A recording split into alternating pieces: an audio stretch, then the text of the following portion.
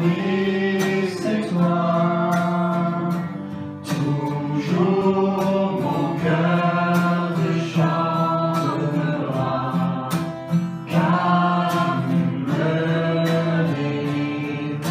Et chaque fois que j'ai peur, je m'appuie sur toi. Je m'appuie sur toi. Et dans ma faiblesse,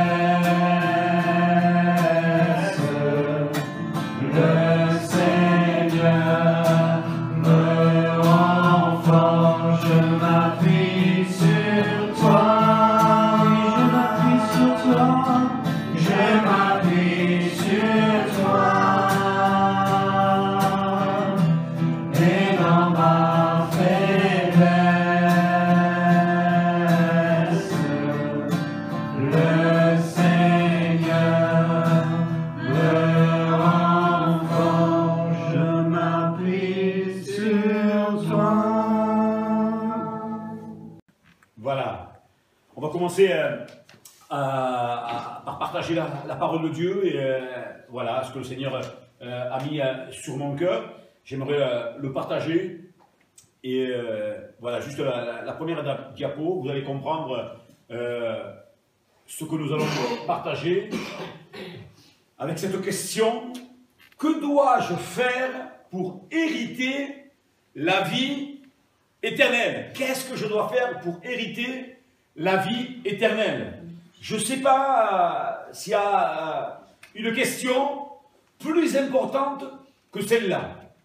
Une question à laquelle tout le monde se pose, on va le voir un peu plus loin, mais en fait, cette question, elle est d'une extrême importance. Que dois-je faire pour hériter la vie éternelle? Il n'existe pas de sujet non plus plus important que celui-là. Alors, on peut se poser des questions ce soir, et puis au travers juste de ce titre, qui est sous forme de question: pourquoi ai-je besoin d'être sauvé? On pourrait se poser la question: pourquoi ai-je besoin d'être sauvé? Et puis, quand on parle souvent avec les gens qui ne connaissent pas le Seigneur, et puis, mais finalement, sauvé de quoi? On va le voir ensemble. Ben, tout d'abord, sauvé de la mort.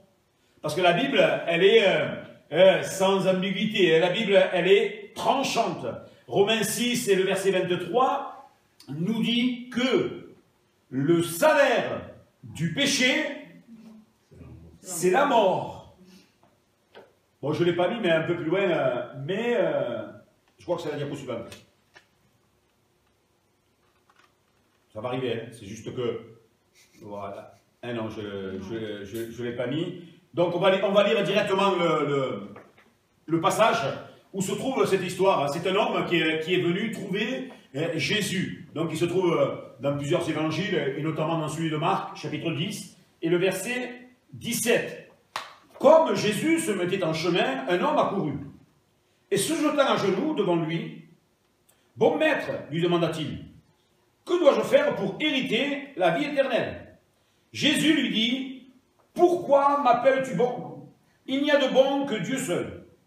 Tu connais les commandements, tu ne commettras point d'adultère, tu ne tueras point, tu ne déroberas point, et tu ne diras point de faux témoignages.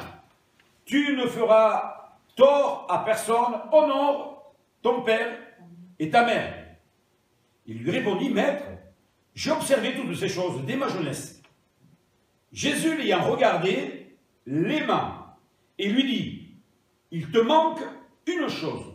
Va, vends tout ce que tu as, donne-le aux pauvres, et tu auras un trésor dans le ciel, puis viens et suis-moi. » Mais, affligé de cette parole, cet homme s'en alla tout triste, car il avait de grands biens. Amen. Alors, quand on lit cette histoire, on ne peut pas s'empêcher d'être interpellé, parce que cet homme, il vient avec un bon état d'esprit, il vient avec un bon état de cœur, on va le voir ensemble. mais la fin, elle est triste. Elle est triste parce qu'en fait, cet homme, il va partir affligé. Il vient avec une question. Il pose sa question. Il fait des choses. Et puis, alors qu'il a la réponse à sa question, il s'en va. Ce qui nous représente que cet homme, finalement, il voulait simplement entendre que quelque chose qui aille dans son sens. Mais Jésus va lui parler de vérité. Jésus nous parlera toujours en vérité. Il nous parlera toujours, même si des fois, au premier abord, ça peut nous déranger. Souvent, on dit que quand on annonce la bonne nouvelle, et c'est une bonne nouvelle, hein, l'évangile veut dire bonne nouvelle. Et cette bonne nouvelle, elle commencera toujours avec une mauvaise. Il y a toujours une mauvaise nouvelle. Parce que la parole de Dieu, elle est claire par rapport à tout ça. On l'a vu ensemble, le salaire du péché, c'est la mort. Nous avons tous notre lot, nos lots de problèmes. Qui n'a pas de problème? Si on pose la question, voilà. Odette, elle a dit qu'elle n'avait pas de problème, mais c'était juste une blague. Hein. On en a tous des problèmes. On a chacun notre lot. Et d'ailleurs, entre parenthèses, les problèmes font partie de la vie. Une vie sans problème, ben, ça n'existe pas. Et donc, face à nos lots de problèmes et nos lots de souffrance, parce que la souffrance, c'est quelque chose de terrible. On s'aperçoit que, finalement, quand on souffre à cause de quelque chose qui ne fonctionne pas en nous, c'est quelque chose de terrible, la souffrance. Et même quand on souffre, ce qui se passe, c'est qu'on n'est plus objectif. La souffrance, elle a une tendance à nous cacher, à nous voiler même la présence de Dieu, à nous voiler même les promesses que Dieu nous a données. Quand on est lucide, et quand on reçoit une promesse, on dit « Ah là là, Seigneur, merci ». Puis quand la souffrance est là, ça a une tendance, c'est à nous mettre un voile sur les yeux et à ne plus se rappeler. Ou alors à le voir tellement loin. Pourtant, on l'a vu tout à l'heure, hein, pendant le moment de prière, Dieu ne change pas. Il est le même. Il reste le même. Il demeure le même. Rendez-vous compte, si Dieu changeait de parole, s'il changeait d'état d'esprit, mais ça ne serait plus Dieu, tout simplement. Dieu est Dieu, il ne change pas, il reste immuable. Donc face à nos problèmes, à nos souffrances, face à nos misères, tout cela a une cause. La cause, c'est le péché. C'est à cause du péché. Il faut savoir, et on doit le savoir, et on doit le dire, on doit le proclamer, que l'homme n'a pas été créé pour souffrir. L'homme n'a pas été créé pour la misère. L'homme n'a pas été créé pour les problèmes. Mais il y a eu une chute. Une chute que l'on hérite, chacun d'entre nous, de cette nature pécheresse.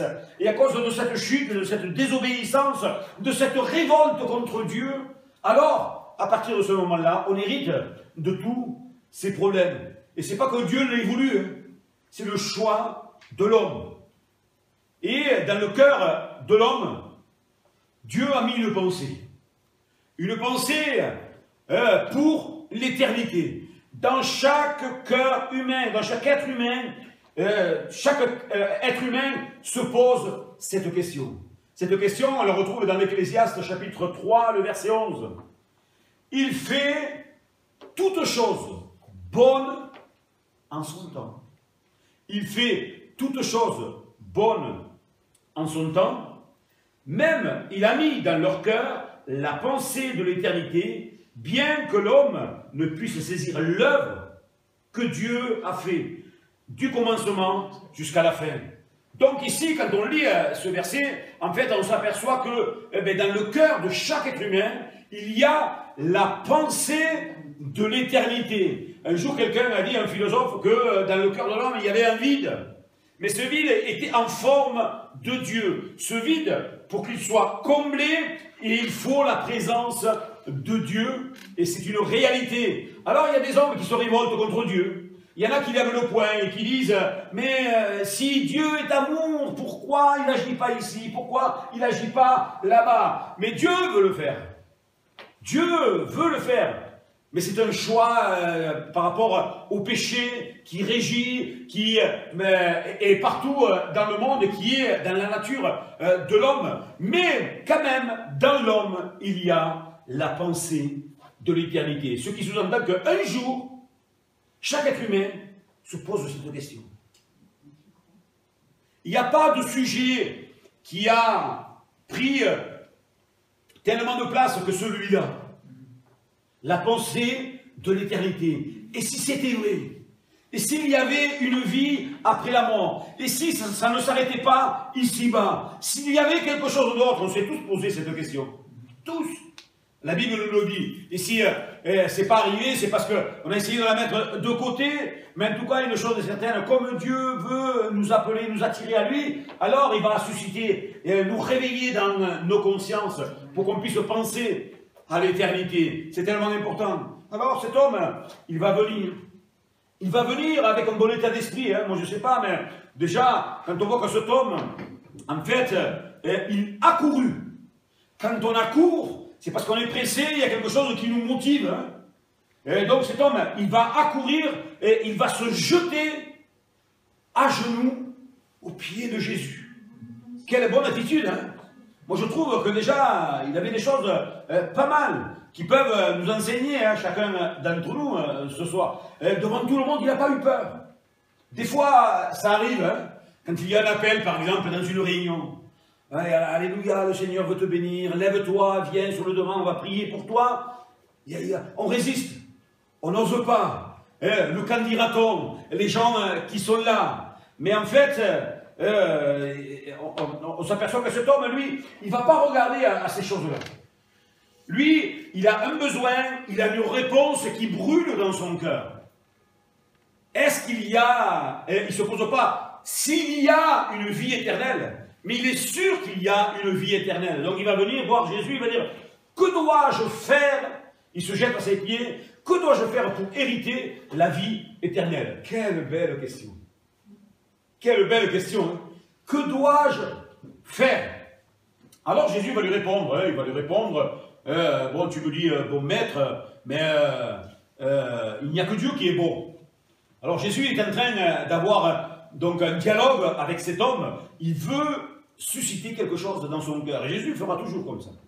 Il veut susciter au fond de notre cœur, faire ressortir finalement ce qu'il y a au fond pour l'enlever et nous rendre libres.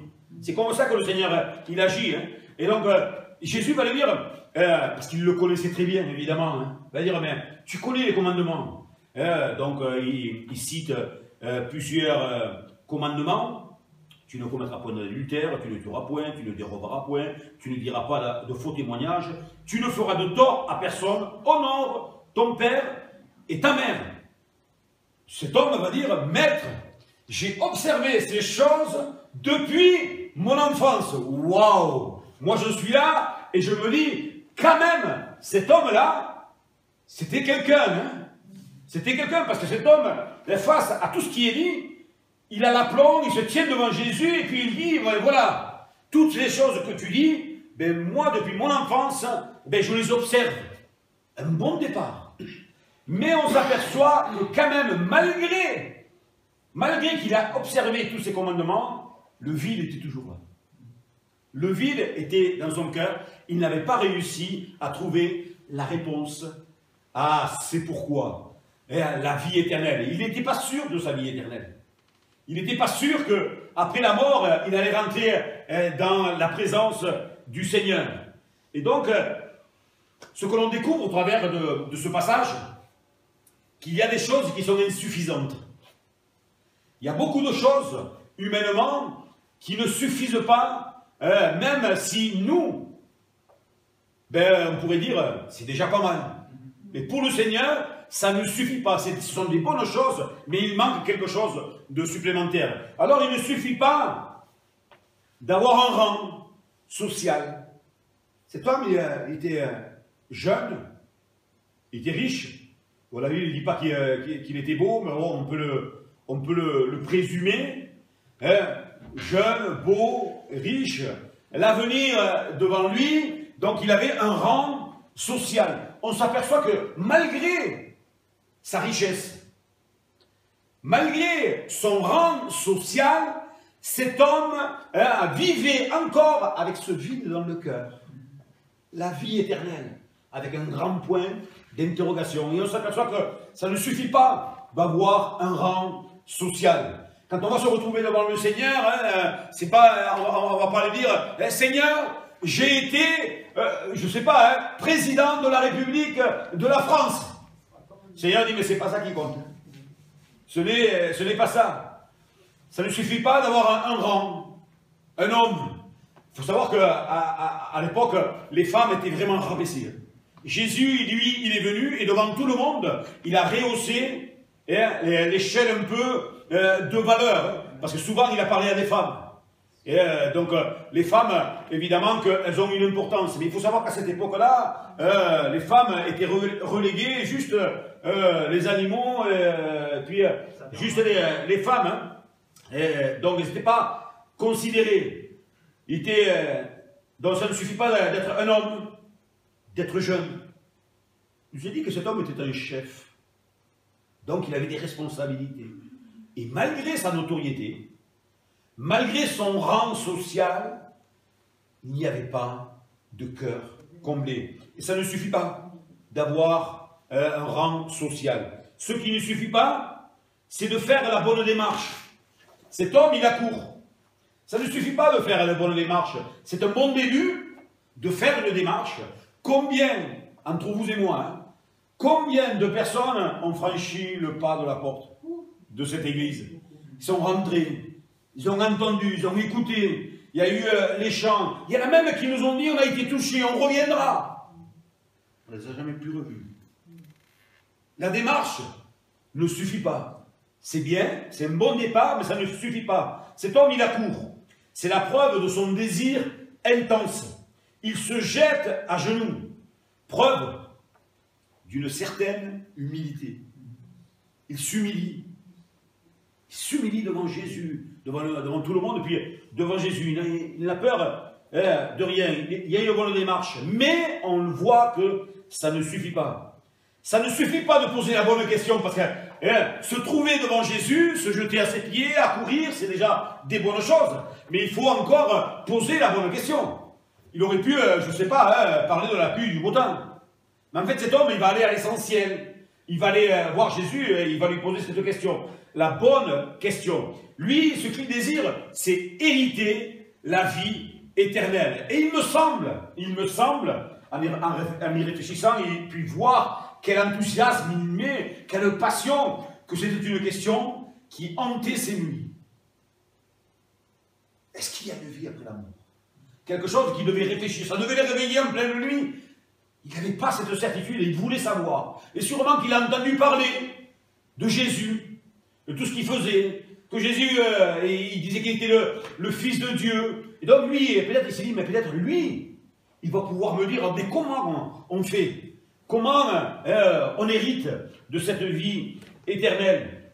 Donc, il pose la bonne question. Il ne suffit pas de connaître les commandements. Vous vous rendez compte de tous les commandements qu'il connaissait, cet homme? Mais il se limitait à certains. Alors, il accomplissait certains commandements, mais pas d'autres. Ça ne suffit pas de connaître. Est-ce que vous savez qu'il y a des hommes et des femmes qui connaissent la Bible? Ils connaissent la parole de Dieu. Hein? Ils connaissent même des fois plus que nous. Hein? Ben oui, hein? Des fois, ça m'est arrivé hein, d'avoir une conversation avec des personnes. Mais quand on va plus loin, quand on ne se laisse pas trop impressionner, parce qu'avec un peu d'expérience, on ne s'attache pas à ce que l'on voit, on essaye de gratter, puis on s'aperçoit que finalement, sur la base, sur l'essentiel, ils n'ont pas découvert la vie véritable. Ils n'ont pas découvert qui est Jésus.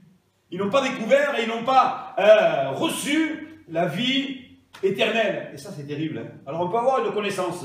Donc, cet homme, il avait observé et connaissait les commandements.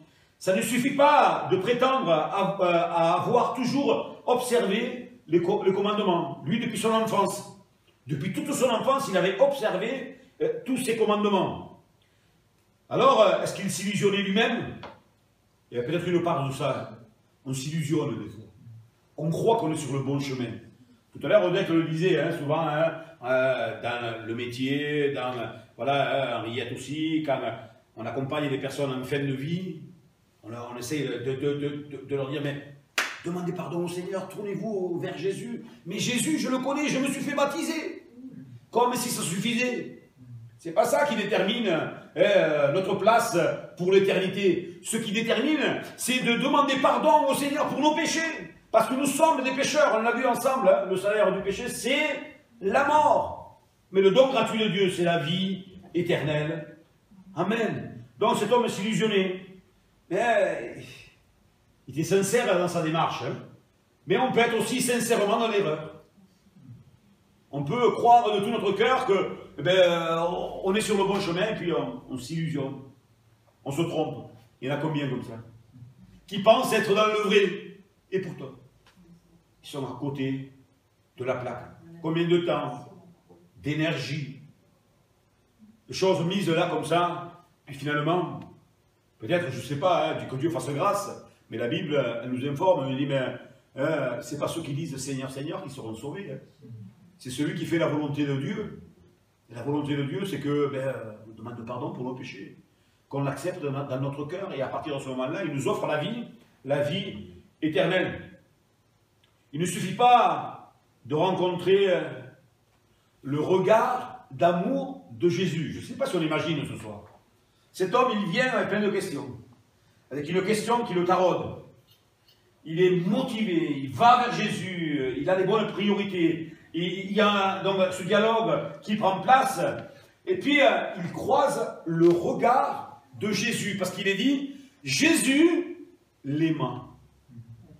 Il n'y a pas beaucoup de versets dans la Bible où on retrouve ces paroles-là. Jésus l'aima. Il l'aima, je ne sais pas, particulièrement. Parce que Jésus devait se dire à cet homme, finalement, il n'est pas si loin. Il n'est pas si loin de trouver la vie éternelle. Et pourtant, si près et si loin. Le salut à quelques centimètres.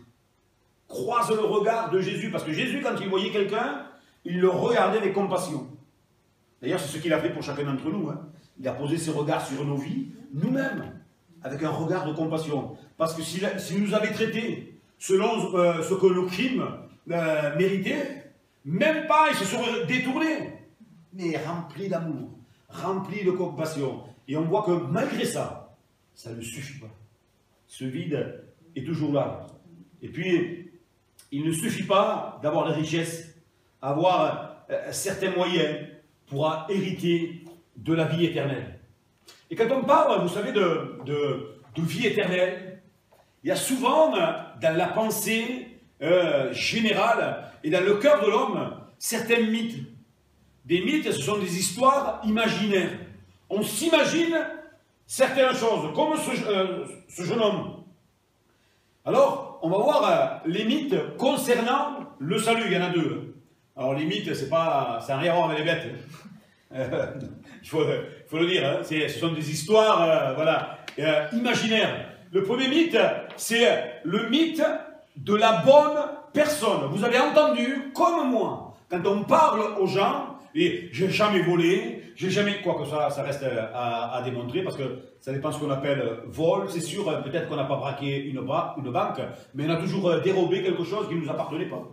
Et qui nous semble pour nous tellement naturel. J'ai tué personne, vous l'avez entendu ça, hein. J'ai tué personne, je fais rien de mal, finalement, je suis une bonne personne, et Dieu me doit le salut.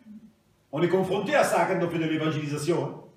Il a dit, mais moi, non, je suis sûr d'aller au paradis. Si on me pose la question, par exemple, hein, sous forme d'interview, si samedi, on prend un micro, on met un casque, même si on ne le branche pas, on pose des questions. Pensez-vous aller au paradis quand vous allez mourir? Je suis sûr, 95% des personnes vont vous dire, si ce n'est davantage, oui.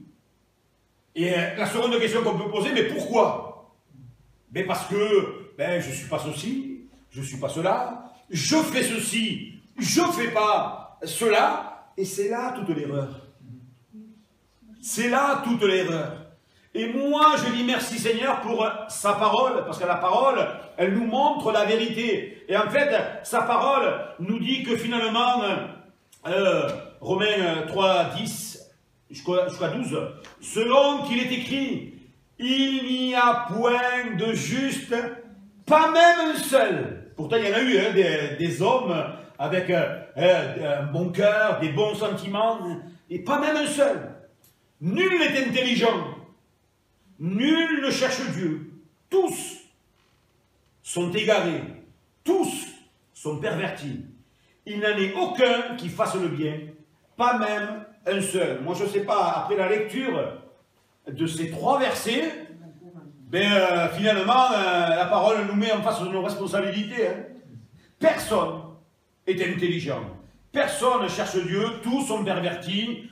Tous donc se sont égarés. Et ça, qu'on le veuille ou qu'on ne le veuille pas, qu'on soit d'accord ou qu'on ne soit pas d'accord, ça ne change rien à l'histoire. Et ça, c'est le mythe de la bonne personne. En fait, la parole de Dieu, elle nous dit que finalement, il n'y en a pas de bonne personne. Il n'y a pas de bonne personne. Il y a cet adage, on dit, à cette personne, on lui donnerait le bon Dieu sans confession. Ça n'existe pas. Hein. Ça n'existe pas. On a tous besoin d'un sauveur. On a tous besoin de Jésus. On a tous besoin, parce que finalement, par notre nature, nous sommes tous des pécheurs. Ça n'existe pas une bonne personne. Romains 3, 23, encore un verset qui nous met face aux responsabilités, qui nous dit que, en fait, car tous ont péché. Et comme tous, nous avons péché, il y a une sentence, il y a une sanction. On est privé de la gloire de Dieu. Cette gloire après laquelle on aspire tous. Et comme on a vu dans le livre des Ecclésiastes, la pensée de l'éternité, on souhaite, on espère y arriver. Mais je dis que finalement on est privé à cause du péché. Et ce qu'il faut régler dans nos vies, impérativement, c'est le péché. Et donc, d'après l'apôtre Paul, parce que c'est Paul qui a écrit ces paroles, d'après lui, il n'y a pas de bonne personne. On est d'accord avec lui. Enfin, moi je suis d'accord avec l'apôtre Paul. Mais ça semble intransigeant. Ça semble peut-être pour quelqu'un injuste. Eh non, c'est juste. Mais nous sommes, le Seigneur, nous sommes dans les capacités de nous sauver. Le Seigneur, il a pourvu. Pour chacun d'entre nous, il nous a pourvu un sauveur. Alléluia. Ça, c'est le mythe de la bonne personne. Surtout, si on vous dit que dans une discussion, mais j'ai pas fait ceci, pas fait cela, ça, devant la parole de Dieu, ça ne tient pas. Et puis il y a un second mythe, c'est le mythe de la non-responsabilité. Je ne sais pas si vous avez remarqué comme moi, c'est jamais notre faute. Nous avons de la difficulté de reconnaître nos fautes. Je ne sais pas vous, ça peut nous arriver. Déjà, il n'y a qu'à voir, par exemple, quand on prend un enfant en train de faire une bêtise spontanément, mais on t'a vu, c'est toi, non, c'est pas moi. On a du mal à reconnaître, ça nous est tous arrivé, c'est toi qui as mangé le chocolat? Non, j'ai pas mangé de chocolat. Et puis tout le contour des lèvres, il y a du chocolat. Mais ça, c'est pas que les enfants, c'est tous les hommes. On a du mal à reconnaître nos fautes. On a souvent entendu, on s'excuse pour tout. Quelques exemples. C'est pas ma faute si j'ai un mauvais caractère. C'est comme ça. Sous-entendu, vous devez me supporter. C'est comme ça, et c'est pas autrement. C'est, on peut dire, c'est les parents. J'ai hérité ça de mon arrière-grand-père Intel, qui était lui aussi comme ça. C'est dans mes gènes. Puis c'est la vie. Et oui, souvent, on peut raisonner comme ça. Ah, c'est pas ma faute si je ne paye pas d'impôts. Parce que finalement, le gouvernement, ils sont tous corrompus.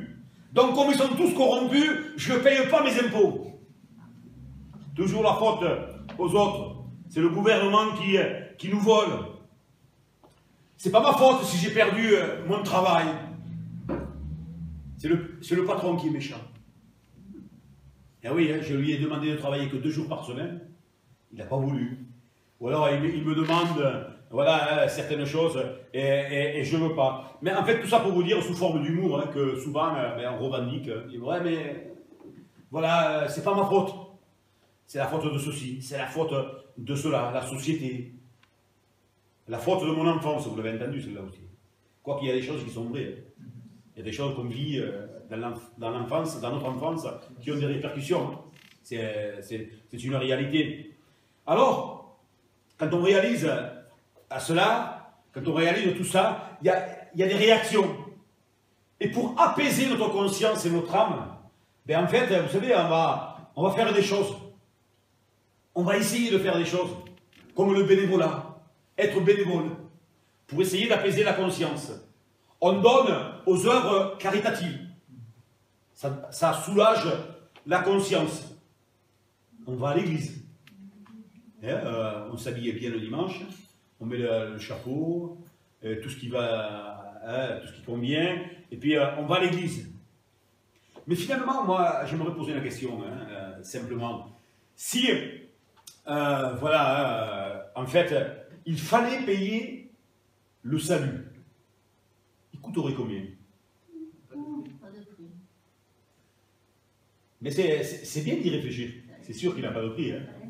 Mais de réfléchir. Si on pouvait le payer, combien pourrait-on donner? Si le Seigneur avait prévu, voilà, tu feras du bénévolat pour voilà, expier ton péché. Combien d'heures? Combien? Tu viendras, tu vas à l'église. Mais combien de temps? Et oui, hein. Puis on s'aperçoit que finalement, c'est pas ça qui compense le mal qu'il y a en nous. Et merci Seigneur parce qu'il y a une solution. Alléluia. Moi j'aime bien dans mes prédications, quand le Seigneur m'inspire, c'est des fois voilà, mettre l'accent sur quelque chose qui ne va pas, mais toujours un moyen, toujours une solution. Parce que c'est un moyen de Dieu. Dieu ne nous laisse jamais dans l'embarras. Des fois, la parole de Dieu elle nous reprend, des fois, elle nous secoue, mais elle nous donne toujours une solution. Et il y a une solution pour chacun d'entre nous. Cette solution, on la trouve dans Éphésiens, chapitre 2, versets 8 à 10. Ces versets, si on les réalise, ça peut changer une vie. Ça peut nous bouleverser. Écoutez bien. C'est par la grâce que vous êtes sauvés, par le moyen de la foi. Et cela ne vient pas de vous.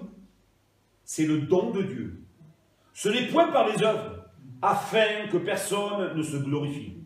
Car nous sommes son ouvrage, ayant été créés en Jésus-Christ pour des bonnes œuvres, que Dieu a préparées d'avance afin que nous les pratiquions. On n'a pas trop le temps de vraiment rentrer dans ce passage-là, mais en fait ici il nous dit que c'est par la grâce que vous êtes sauvés.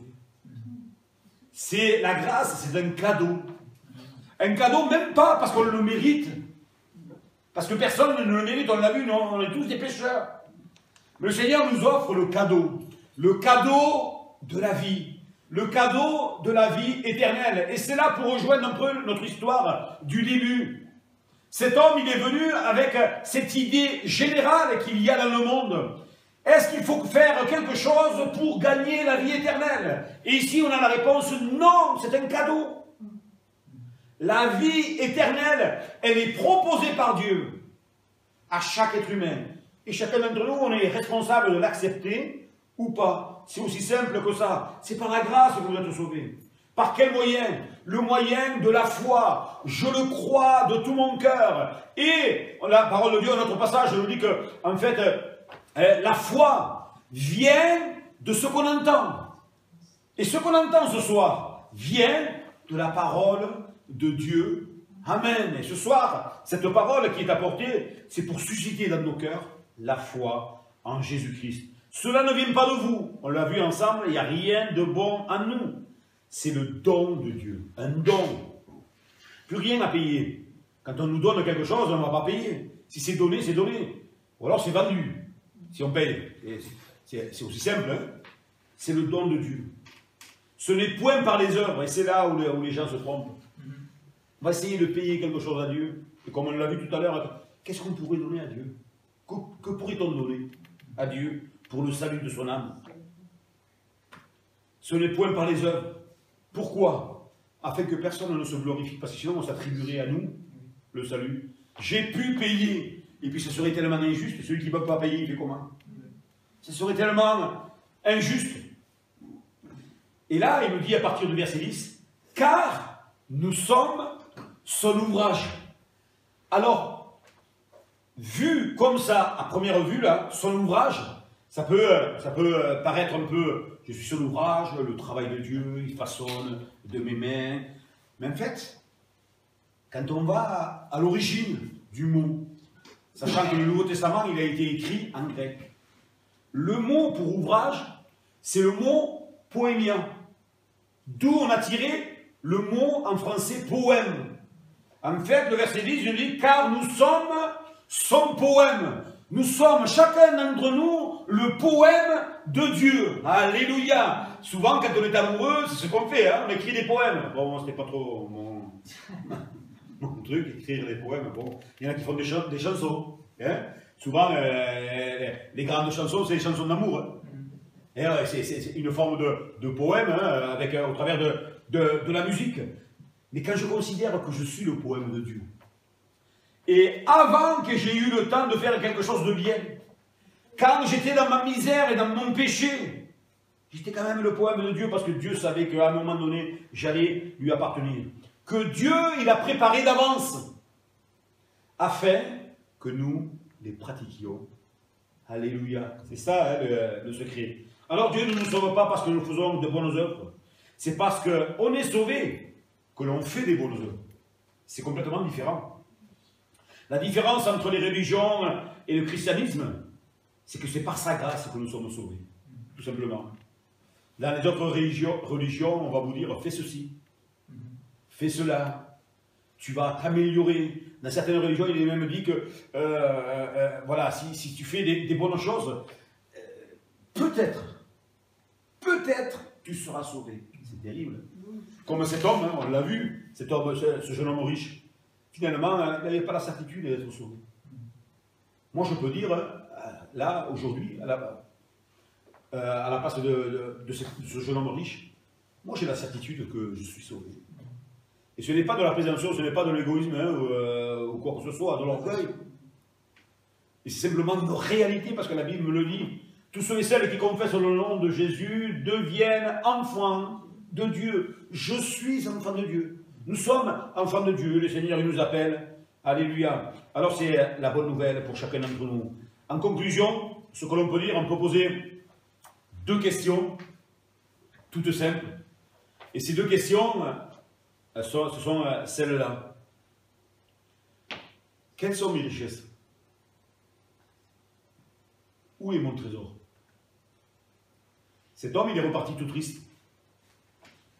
Non seulement il est parti tout triste, mais affligé de ce que Jésus lui avait dit, toutes ces choses. Affligé. C'est au-delà. Hein. Cet homme était affligé, abattu, parce qu'il avait de grands biens. Est-ce que Jésus s'intéressait à son argent? Bien sûr que non. Jésus ne voulait pas son argent. Jésus voulait son cœur. Parce qu'en fait, son cœur était attaché à l'argent. Pour Dieu, ce n'est pas un problème l'argent. D'ailleurs, nous n'oublions jamais, frères et sœurs, même si certains ont des petits revenus, parce que nous, on a toujours tendance à se comparer avec celui qui en a plus. Mais par rapport à des gens qui vivent dans la précarité, dans certains pays, qui vivent avec moins d'1 euro par jour, on est riche. Matériellement, on est riche. Ça peut être aussi une prison. Le matérialisme. Ça peut être une prison. C'est pour ça qu'il faut en être complètement détaché. C'est bien d'avoir une maison, une voiture, toutes ces choses, et c'est même agréable, hein, tout le confort que l'on peut avoir. Mais surtout, ne vous attachez pas à ces choses-là. C'est tellement aléatoire. On peut les perdre du jour au lendemain. D'ailleurs, il y a des hommes, des femmes qui se sont suicidés après avoir tout perdu. Plus d'espoir, ils avaient mis leur espoir. Et quand on met tout notre espoir dans cet argent, alors forcément, c'est la racine de tous les maux. on va dire l'apôtre Paul. C'est donc l'amour de l'argent, pas l'argent. Parce que Dieu veut nous bénir, hein. Moi je le crois de tout mon cœur. Alors on ne prêche pas l'évangile de prospérité, mais je crois que Dieu veut nous bénir. Quelles sont mes richesses? Moi mes richesses, ce que j'ai, c'est mon cœur à apporter au Seigneur. Seigneur, ce que j'ai, je veux te le donner. D'ailleurs, c'est ce que va dire l'apôtre Pierre, hein, avec Jean quand il monte au temple, qu'il y a un homme boiteux d'essence qui fait la manche, et s'attendant de recevoir de quelque chose. Pierre, il va dire, moi je n'ai ni argent, ni or, mais ce que j'ai, je te le donne. Que nous puissions, voilà, au nom de Jésus, lève-toi et marche. Mais que chacun d'entre nous puisse avoir cette attitude, Seigneur, ma richesse, c'est moi. C'est mon cœur. Je te l'apporte, je te donne ma vie. Et où est mon trésor? Il y a des choses, des fois, qui peuvent prendre la place de Dieu. Certaines choses, alors faisons attention. Et dans cette question initiale que nous nous sommes posée au tout début, que faut-il faire pour hériter la vie éternelle? Mais simplement accepter le cadeau que Jésus nous donne. Que Dieu soit béni et glorifié. Amen. Alléluia. Te bénissons, Seigneur. Merci encore pour ta parole. Cette parole qui nous fait tellement de bien encore ce soir, Seigneur.